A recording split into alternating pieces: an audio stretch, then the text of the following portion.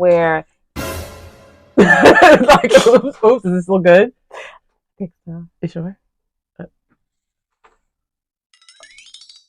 My big ass feet. Hey guys, this is NYC Chat Room with Tiffany and Lauren, and we are going to get back to posting lifestyle stuff, topics that we just find interesting, and a little bit of travel stuff.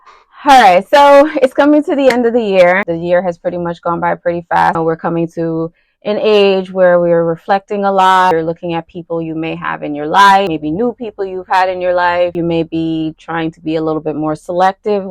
So we kind of want to touch on that subject a little bit. It could be friendships, it could be relationships, it could be a coworker, it could be anyone. Just how are you making a decision when it's time to make a change? Right. And I feel like especially as women, sometimes we're taught to be really nice and accommodating. And it can be hard to really set those boundaries if you maybe think something isn't working in your relationships, or you can see it before you even begin a relationship that someone might be pursuing you as a friend or romantically, or even in terms of your career. And you just know that the culture that they're coming with, it just doesn't match with your vibe, and giving yourself that permission to say, no, thank you, respectfully, you know, not that you think you're better than anyone, but you're just starting to be more selective.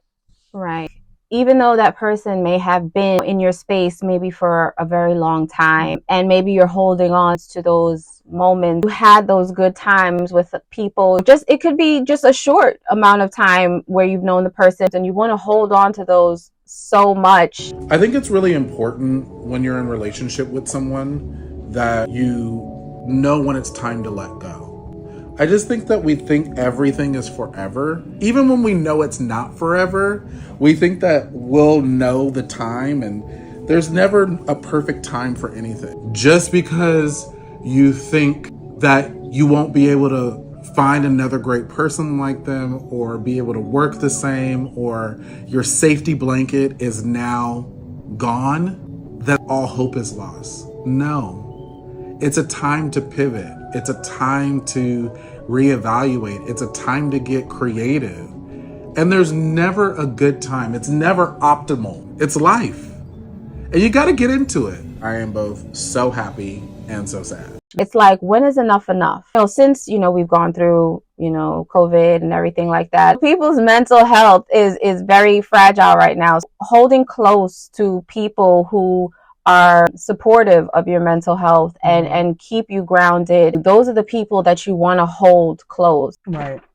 And I feel like a lot of times when we talk about intentionality, we're talking about the media and pop culture really says that in terms of like romantic interactions, like writing down what you want out of a relationship, what your non-negotiables are, your pros and cons for a romantic partner. Well, we don't do that enough in terms of our other relationships. Like, when you're seeking a friend or open to making new friends, what does that look like to you? Like, what's your code of ethics? Is loyalty a big thing for you? Is communication a big thing for you? How do we argue? You know, how do we disagree respectfully or disrespectfully? You know, things like that. So a lot of times people see things one way or the other, you know, and trying to have that middle ground in a way that's supportive of both people, I think is really important. For me, on my list of relationships, I know that loyalty is a big thing for me. Definitely. So if I get an inclination, and it can be something small, I'm going to give an example. I went somewhere with a bunch of people, and I brought someone who didn't know those people. And I think I knew one other person. So when I came in, I'm very sensitive to vibes. So if the vibe is off, then I tend to retract. And the person I brought, kind of, because I retracted, kind of left me in the dust and went to go hang out with the people. It wasn't like I was crying about it. It's just something that made me go, to say, you came with me and I'm not feeling it. And now you're over there with them. And the bad vibes really chewed her up. And then she realized these aren't very nice people. Well, I knew that on the instead, you know what I'm saying? Right. These weren't very nice people. I don't think this is going to go well. And I just felt it. And I kind of was like, and they dove right in, got burned, and then was with me the duration of this, you know, outing. Right. So for me, even though I'm still friendly with that person, I won't be friends with that person. Yeah. Because even if I felt like the person who brought me was tripping, I'm just set up, my loyalty is set up a little different. I'm not saying better or worse, My loyalty is set up a little different, where I just would have stayed with her, Right. and then like, I don't really understand this, but I came with you. You're over here. I'm going to stay here. So I expect people to just, have my back in a certain kind of way. So, little things like that. If a friendship is new, sometimes I think we second guess ourselves when we see a red flag and say, I'm being too cutthroat. I'm acting like I'm better than this person, or I'm reading into things, when sometimes you are just right. Right. You're right. And you have every right to run away and see things for what they are. Right. No, I agree. Loyalty is something that's very important to me. Like loyalty, I have to be able to trust you. Right. I have to know that you are the same person in my face as you are behind my back. Like Right. that is something that's very important to me, because I personally feel like I'm a very loyal person, and I keep my circle very small. Mm-hmm. I've always been that way. I do have friends, like we've been friends for over 20 years. We don't argue. Like, I'm not an argumentative person. Right. I don't like to argue. That goes for me in relationships. We've never had like one argument. We never have. Keeping it real, that used to scare me. Like, because it scared me, because it's like, we've never had to. I don't feel like we've ever. What do we make of that? I don't know. We've never had to argue. Like, we usually just talk about stuff. Right. And then, even if we disagreed, it just doesn't get heated. Exactly. So, but that's something I definitely look out for, is like, if something gets heated, it's like, how does it handle? Right. How is it handled? Yeah. If there is a disagreement of some sort, if you cannot speak to the person honestly, like how real is your connection? How real is your relationship? If you cannot honestly express yourself to the person, maybe that's where the heat comes from. And it's like where you don't feel safe, so then everybody starts getting aggravated. And if you do feel safe, there's no need really, like, to start turning up and getting loud and agitated and whatever the case may be. If it's just like, there's no one fighting you on how you feel or what you brought to the table, maybe that's why you end up not really having to argue. Right. And nobody says you don't get, everybody has emotions. Like, your emotions can go. It's just, thank goodness for our relationship, we've never had that. Right. I think it's probably different for more intimate relationships. That's probably a different type of, like, friendship relationships. I don't feel like it should ever have to get to that type of point. And like I said, I'm not a person that speaks a lot of words in many situations. So I'm more of an observer. So I tend to observe things. I see how people move. I see how I collect energy, and things like that. So also, I know some people, befriend a lot of people. Like, you see some people and they're like, oh, so-and-so is now friends with so-and-so from the job. And, they're going on trips with this one from over here and over here. Some people are just like that. They like people. They like being around groups. And that's fine. Some people are more of a people person. But I still think you have to protect your energy, even in those type of instances, with bringing around who you allow into, your space. A great example of that is the Shanquella Robinson situation. Yes. You go on a beautiful trip with a group of people. Why weren't they having fun? They were in paradise. Somebody ends up dead. And, it's like, that goes into like hanging around people that you can trust. And I'm not victim blaming or anything like that, because what happened to her really was horrible. Right. And we still never got the real story of what happened in that situation with that young lady. And it's sad. Whatever caused that conflict, look at how they handled it. And that's not a friend. I would never get into an altercation with someone who I once was really close with, let alone I'm currently close with you, traveling with you, and I'm going to put my hands on you. So it's like that, being selective, the stakes can be really high, like if you just let any and everybody around you. Right. So that's really important. Yeah. So that's why, we talk about vetting people. Yeah. Vetting people in who come into your space is important. Sometimes we have to open ourselves up sometimes. As we say, people are trying different when it comes to the business world. Yeah. You're trying to, people want, or a lot of entrepreneurships are happening, in these days, especially as we've talked about going through these last years. A lot of people are trying, new businesses and things like that. So a lot of people are coordinating with others, but I still think that also is a time where you still want to be able to vet who you're still going into these businesses with. So look at DJ Envy. He was doing the business with right. this peanut guy, right? Right. And now the peanut guy is found to be allegedly a crook. Right. And now we're all dragging DJ Envy into it because you co-signed for this person. Right. So you co-signing in business a crook, people are going to start calling you a crook. That you have no idea, right? You know, what this person was doing, you know, but you were backing this person. Right.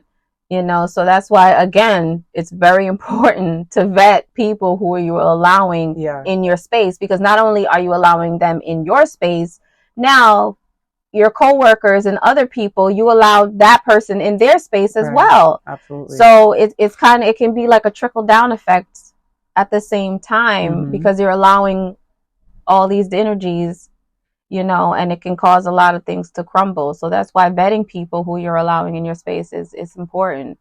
So no matter, like we said, and I don't even think how long, I don't know how long he knew the guy or how long that situation was, but that's why I said it doesn't even matter how long you've known the person for. Sometimes it can cause in a split second for something to fall apart. A lot of times we see those traits too, like, and because they're not doing it to us, and we kind of say, well, I see this person's a piece of poop, but then I didn't do it to me. So, you know, I'm not going to hold that against them. Eventually your turn comes up. So it's like watching how people treat others, especially if they have nothing to benefit from the person, like the people who how they treat people, they benefit nothing from, you know, I think that's a telltale sign about a person's character. It's like, if you have nothing that I could benefit from and you still are good to me or good to others, then, you know, that's one little telltale sign. That's a good point, though, as far as looking how people treat other people, because you see it sometimes too, where you're watching how people are treating other people like crap, and then when it comes to you, they're like, oh, but they don't treat me like that. And you're thinking like, that's okay. Like they treat other people like crap, but they treat me nice. And then when they switch on you, it's like, I didn't think you would do that to me. Yeah, this person's a jerk. He stole from me. So you surprised? Like he been showing you, or she been showing you their colors this whole time. Like you see some people treat like their mother, their father, like they treat them like crap. But you're still like, you know, let's take it for relationship situations where you see like this person has been treating like their mom or whatever, like complete trash. And you're like, oh, but that's my man though. My man, or whatever the case is. And then when they start treating you like crap, or their first, second, third, fourth baby mama, they treating them like crap. You get pregnant, and then you're like, oh, that's because she's crazy. Right. Oh, yes. The person, she's crazy. They're crazy, or vice versa, you know, or he's crazy. And then when they flip on you, you're like, oh, Vanessa. Like, and now you the crazy girl. Right. Now it's like, it's a flip that you can't believe that person done turned on you. Right. But it's like, you saw this person's color, they've been showing you their true colors this entire time. So it's like, when they say, when a person shows you who they are, believe them. Because we all make mistakes. And we don't want to be judged by our mistakes, so we don't want to do it to others. And that's the thing. They can change. Yeah. But the thing is like, you have to see their movements. Right. From, okay, yes, they made those mistakes. Yes, they were this. Yes, they were that. But how are they moving since those things have happened? Right. You know? And how are they? It's not enough data if it was last year. Right. You know? But how are they moving? What are they doing since then? Right. This person slept with this one, so-and-so, but what are they doing since then? Are they still over here? I'm not giving that girl a Are they still Kikiing and Sharon's, you know, boyfriends? Yes. Like, what is happening since all of this has gone on? Have you seen any steps or any changes since this person has done? But if you see a pattern of constant fuckery, what are you doing? And I feel like you can see the flags and still be compassionate, like Meg Thee Stallion. I would not be that girlfriend. No. And some people feel like if you say that, then that means that she deserves to get shot. No. They can't separate the two. We're not saying that she deserved what she got. She was a victim. She was. And there's some issues with her. Like, she has some character flaws that needs working out. Right. Beautiful girl, popping, all that stuff. And I think we all feel sorry that, you know, she's pretty much orphaned, and you could imagine that as just a person down the street. Right. You meet a girl, she don't really got family like that. You see a little issues, your heart might bleed for this person, and it still can, but doesn't mean that you start to befriend and let her in to do the snaky stuff that Right. they're going to do. Right. So you can do it, and you can walk away with compassion and say, you know. And I feel like her friends have probably taken a lot of her crap because of the things that she's gone through. Yeah. And that's a perfect example of what we're talking about. She's gone through a lot. Right. And a lot of that is some really sad shit. It is. So you would, you know, be sympathetic and take her in. Yes. Yeah. I love you, Megan. Right. I'll show you what friendship really is. Exactly. Yeah. And you don't want to leave a person like that because she probably feels abandoned by everyone else. Right. You know, and a lot of maybe people like a get you before you get me mentality. Right. And a lot of people in those situations tend to use lines like that. You're going to leave me like everyone else did. You're going to like, no, I'm not. But the reason that other people have left is because they have been treated like shit from that same person, even though that person has gone through a lot. Mm-hmm. So how much beating can you take from a person that is constantly beating you, even though, yes, they may have gone through some terrible things, but they're also treating people terribly at the same time. Right. That whole hurt people. Yeah, absolutely. It's a thing. Right. Come to find out, your ass was fucking with a nigga behind my back that I was on first. And that ain't right, because you supposed to be my best, you supposed to be my best friend. We laugh at bitches that do that shit to each other. We not supposed to do that shit to each other. So stop playing with me. And I don't want to go back and forth on the internet. I don't want to know it. I don't care whatever you think you got on me. Expose the shit. Because there's nothing that you can expose that I won't hold myself accountable for. Accountability. You need to learn how to hold yourself accountable for shit. But if that hurt person is not trying to get help, you can't now be their punching bag. Right.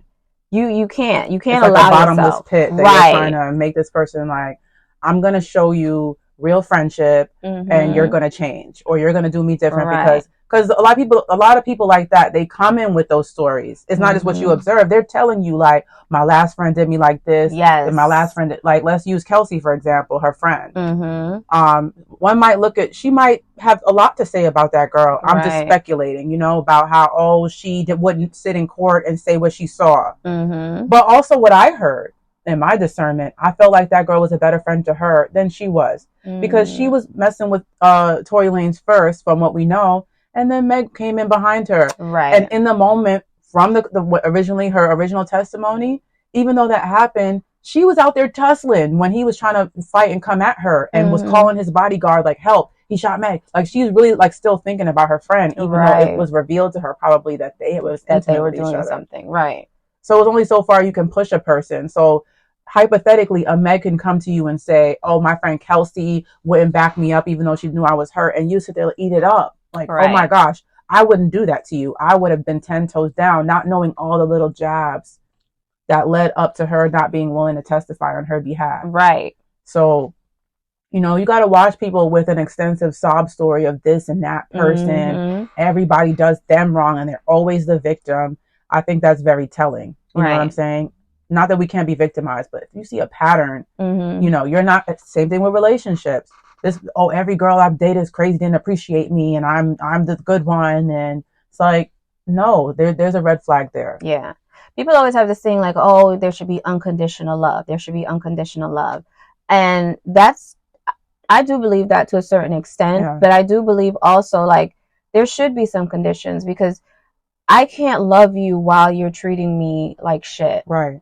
It doesn't take away from the fact that I still have a feeling for you, but a car can't drive if it's not being fueled. Right. So if I am not being fueled, I can't go. Right.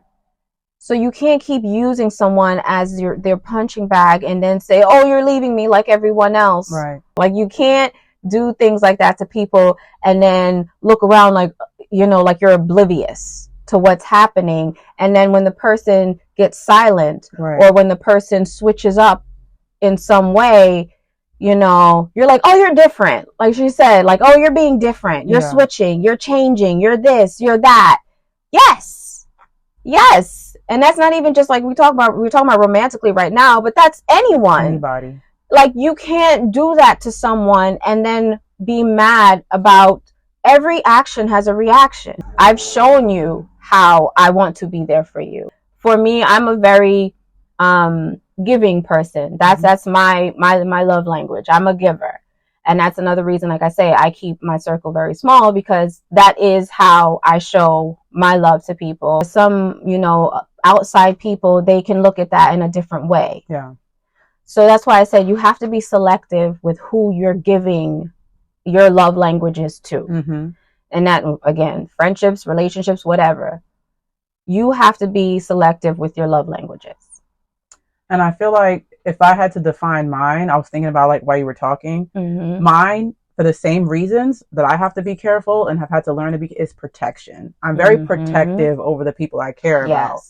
And I will turn into an animal if I feel like someone I care about is hurt. Right. So then if you have a cuckoo bird in your life and you're like that, they're going to always be hurt. Yes. And you're going to always be picking up the battle axe and running in. And that's, the same way someone can take advantage of like Lauren's generosity. They can take advantage of my protection. Right. And I turn into like this bodyguard, right, or this, helpline, hotline, and be like, help, give me help. And I'm like, I'm coming. Right. So I have to be very selective about like, if I love you, you have to be protective over you, so that when I come in, I can trust that if this person is in a crisis or something, or is in need, this is real. This isn't self-imposed. And then I can be healthy in protecting that person. Exactly. So you giving out generosity and protection to anyone, you're going to be depleted really fast. You really are. So it's really important to understand, like, not everybody deserves your resources and your energy like that. And it's okay to be selective about that. You deserve it back. Right. Absolutely. You deserve it back. And that's what you have to keep, reminding yourself. And we have to remind ourselves, and we remind each other of it all the time. Like, you deserve it back. Right. And we always tell each other that you deserve it back. As you get older and you think about things and things that you've gone through, and the different relationships you've gone throughout your life and things like that, and stuff that you have allowed yourself to put up with. And, sometimes it has allowed a wall. I know for me, a wall to be put up with allowing, new people in and things like that, because you tend to become very protective of, your space after a while, because you have been depleted. That's why the selection process is just very important. That's pretty much what the basis of what, the whole discussion is. It's just something you just have to take very seriously. Right. The story I told about this loyal, friend potential, there were times, because the person was so nice and liked by all, and I was like, am I being paranoid? You second guess yourself when you see them little flags, and I think that's where we go wrong. It's not trusting your gut. I think a lot of times, and all of you out there will probably agree that there are times when you were right about something, and you didn't give yourself, like, you started thinking, I wasn't crazy. Yes. And even with crime stories, you hear that a lot, where there's a moment where they were like, I knew something was right, but then they talked themselves into getting in the car, and you as the person watching it, you'd be like, I knew it. I knew it. Said this one thing, and I was like, that didn't feel right. But, I was like, hey, I'm being crazy. Get in the car, or let me just keep walking down the alley, or whatever it was. Like, something told me to lock my door. But then I was like, no, you're tripping. And it's like, you're not. A lot of times you're just not. You're not. You were given that intuition for a reason. Right. You felt it in your gut. Right. What you were feeling was right. Go with it. The same is true for like your workspaces. You might sense something when you're joining a new company, or maybe hiring people, and just trying to figure out if certain things work for you. Right. Is this a place where I can grow? But then you're like, no, who am I to say that? The check is good. Right. So sometimes you have to be intentional, because it will suck you dry. You spend a lot of time at work around these people, and if it's just the culture doesn't suit you, you have a right to, chase happiness and make sure that you have a fulfilling life, because we were just in high school like 5 minutes ago. I know, right? Now our kids are in high school, and it's just like all that time went by.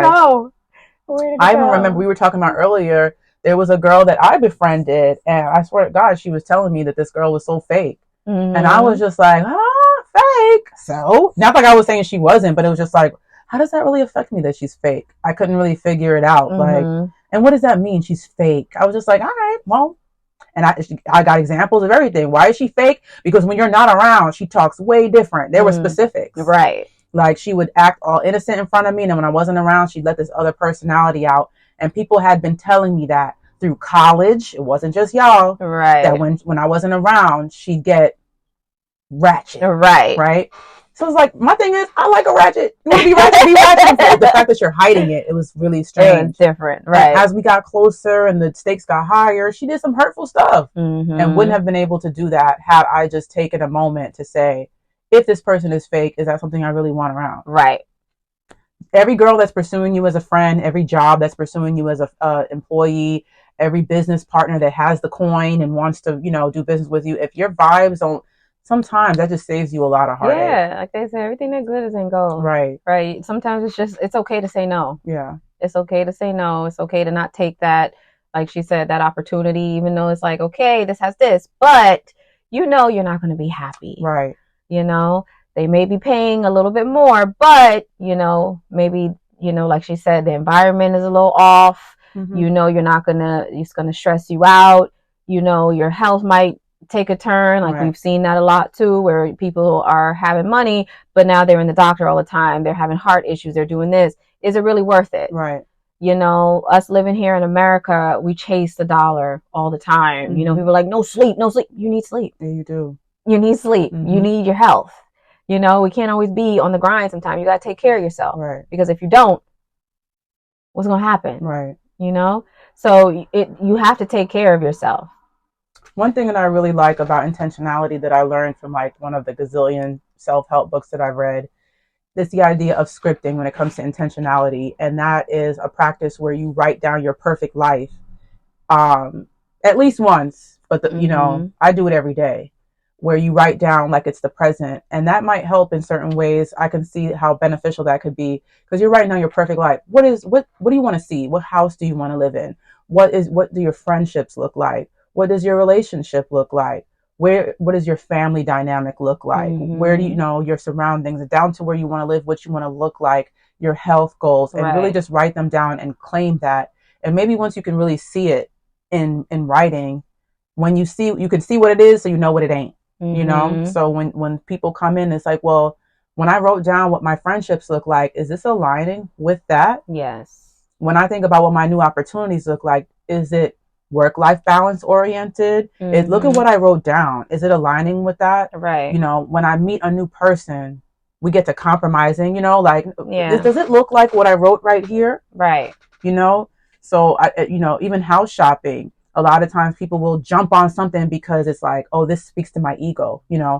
This is a big house, and it's like, can you afford it? Is this a good move? Right. And I feel like, a lot of times that intentionality, just write it down, try it, Mm-hmm. write down what you want in every single way you can think of, one good time. I don't care if it's 4 pages long, and just take a good look at it. And I think that helps to set the tone for, creating a space that serves you and feeds you. And it's safe. Right. Yeah. You need to have a safe space for yourself. Right.